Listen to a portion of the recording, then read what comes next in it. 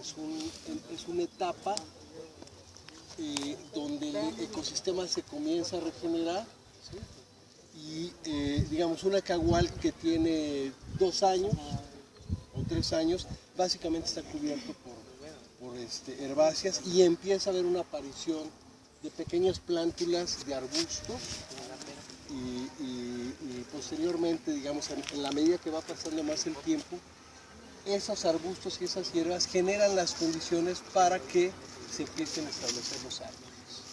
Por eso se llama sucesión forestal, ¿no? Porque no inmediatamente no va a crecer aquí un pino, inmediatamente, o sea, después de una perturbación, estas plantas que están en las primeras etapas sucesionales son las que permiten el establecimiento de árboles que son estructuras más complejas, ¿no?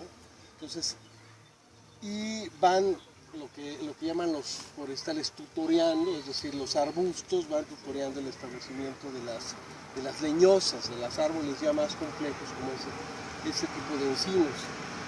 Y entonces hay una tendencia que si nosotros midiéramos, y se ha medido, o sea, cuando hablan de productividad, bueno, ¿qué tan productivo es esto?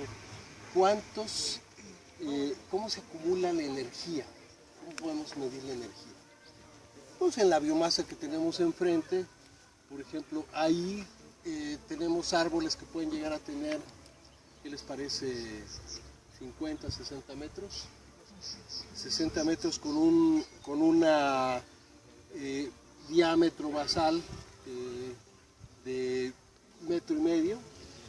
Entonces, ¿cuántas digamos, metros cúbicos de madera, aunque no me guste porque lo usan mucho los forestales, ¿cuántos metros cúbicos de madera tenemos ahí enfrente? Bueno, entonces en 50 años, por así decirlo, se acumularon tantos metros cúbicos de madera.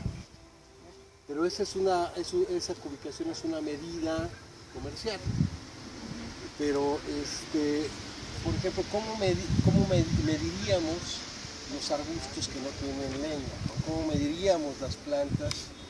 Entonces, para medir la biomasa, que esa es la materia que se acumula a través del tiempo, también se utilizan otro tipo de técnicas que tienen que ver con el peso seco de ese tipo de especies o con la producción de hojas. Entonces, hay toda una serie de metodologías para medir qué tanto biomasa produce el suelo, pero obviamente no es una combinación de suelo, es una combinación de agua, sol y suelo. Como ayer les decía, hay zonas donde está mucho más húmedo todo el tiempo, o que la condición de la ladera no es como esta, que es una ladera que va a recibir sol todo el día. Entonces, un poco para finalizar, este flujo de energía no es que estemos viendo de manera permanente, sino que a través del tiempo, en una serie de tiempo de 50 años que ahorita podemos calcular cuánto materia viva, cuánto carbono se produce en un hectárea. Entonces, las técnicas que se utilizan para medir el flujo de energía, por así decirlo, en un ecosistema, son técnicas que se miden, la unidad de medida es kilocalorías por metro cuadrado por año. Pues obviamente prefiero las medidas forestales, ¿no?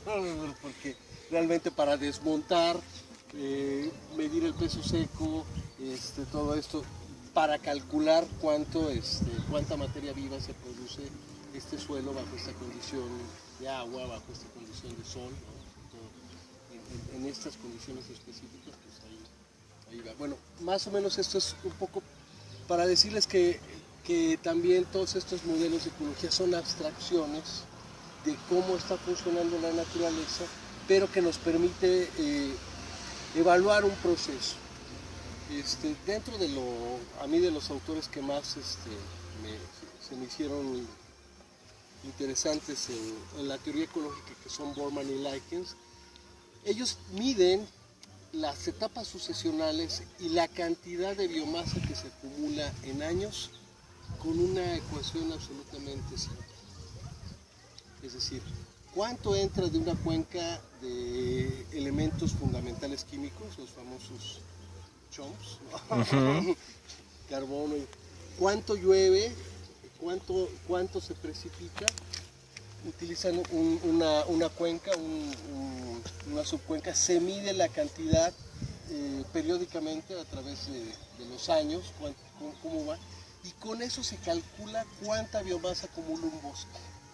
O sea, es así, realmente es como una tasa de conversión neta. Claro, hay una periodicidad, hay un conocimiento de las concentraciones, de las precipitaciones, de la topografía.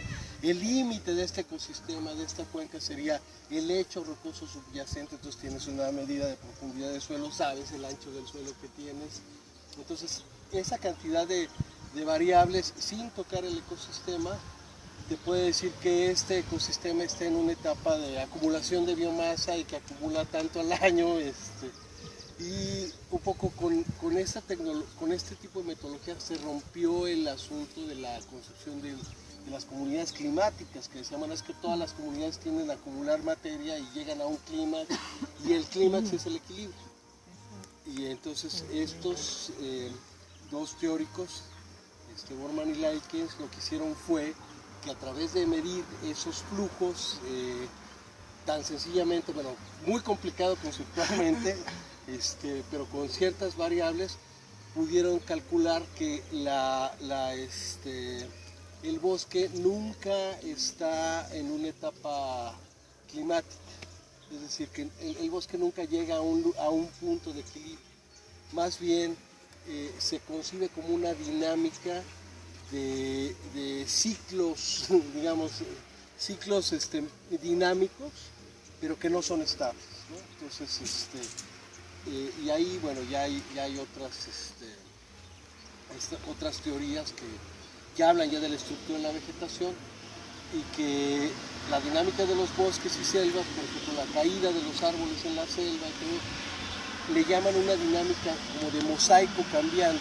Es decir, independientemente de las perturbaciones humanas, los ecosistemas van teniendo sus mecanismos de renovación propios, que tienen que ver con las caídas de los árboles, la apertura de las luces. O sea, todo esto que explicamos como la sucesión es un proceso permanente en un bosque prístino, que nadie toca. De todos modos, esos mecanismos están activos, ¿no? Para vientos que tienen los árboles. O sea, sí hay todo el fuego, los ciclos del fuego. Hay bosques que son dependientes del fuego incluso, ¿no? Para que revienten sus semillas, etc. Bueno, espero que es muy general, tenemos ahí libros, tenemos muchas cosas que si alguien quiere acercarse a profundizar en algún tema, pero bueno, lo que quiero es separar un poco que hay una manera, la manera que les dije de Borman y Likens, que es evaluar el funcionamiento del ecosistema a través del tiempo, y otra es como la foto fija de las estructuras verticales y horizontales de la vegetación, ¿no? Entonces, la combinación de los modelos dinámicos tiene que ver con cómo hay una estratificación en la vegetación, cómo la podemos clasificar y cómo eso forma parte de una dinámica en el espacio-tiempo. Son relaciones espacio-temporales. Bueno, gracias, Iván. Bueno, rápidamente, digamos esto que en algún momento incluye Iván. La ciencia ecológica trata de prescindir, trata de quitar, trata de hacer un lado lo más posible la participación de las comunidades humanas en los ecosistemas. Ya sea en una foto fija, como acaba de decir Iván, o en una foto, más bien en una película que se mueve. De todas maneras, para otros autores la realidad es que ese bosque, a lo largo de 10.000 años, a lo largo de 15.000 años, ha sido intervenida por comunidades humanas. Es decir, no hay esa pristicidad,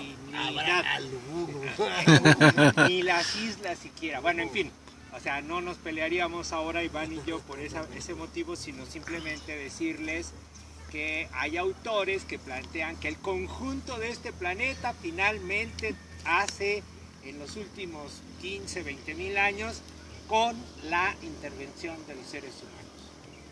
Entonces eso es importante. Otra cosa que dijo Leonardo, si los ecólogos tuvieran razón, y esto un poco lo que preguntó Miguel Ángel, es que esto lo va a barrer el agua y se va a ir todo. Y el señor dijo, no va a pasar eso. ¿Y por qué dijo así tan rotundamente no va a pasar eso? Porque no es el conocimiento de este señor, sino el conocimiento de muchísimas generaciones desde hace 10.000 años para acá. Ahora que vayan a Chiapas, no van a ir a Chiapas, pero Mercedes va a ir con otra banda a Chiapas, y bueno, no solamente en Chiapas, en un montón de lugares, se van a dar cuenta de cómo la mayoría de las comunidades indígenas así cultivan el maíz.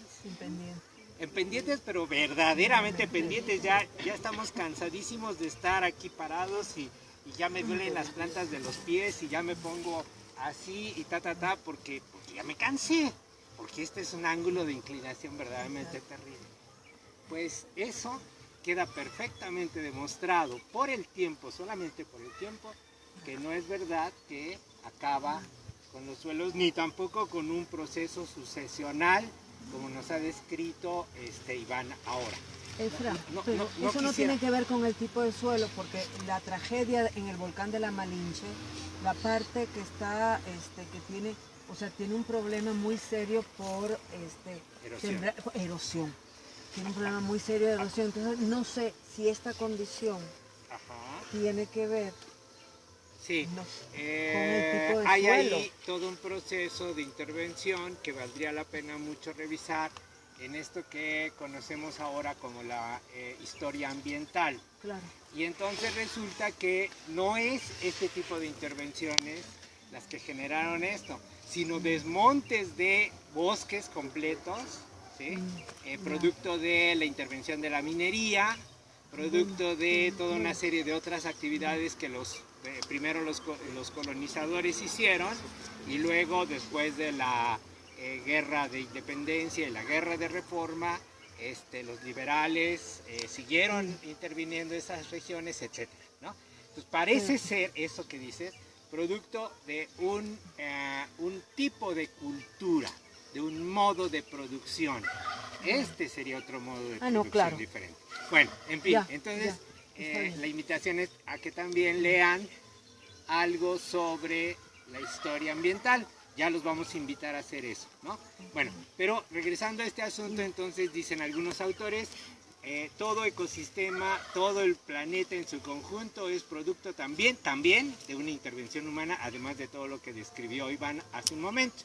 Entonces, en ese sentido, ahora surge, digamos, visto desde la ciencia occidental, lo que se llama la agroecología.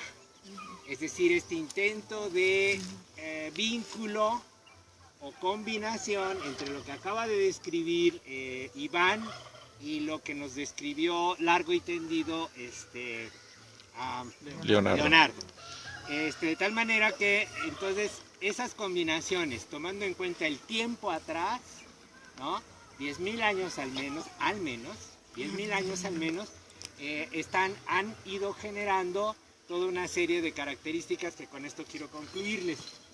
Si ustedes se fijan, aparte de que le pregunté de los 4 árboles y que dijo que eso ni lo conocía, está bien, hay que ver qué hacemos con esa información. Pero independientemente de eso, fíjense que aquí hay un montón de plantas que dejó el papá de Leonardo. Pues a lo mejor podríamos pensar, es que ya le dio flojera entrarle aquí, y entonces dejó este manchón.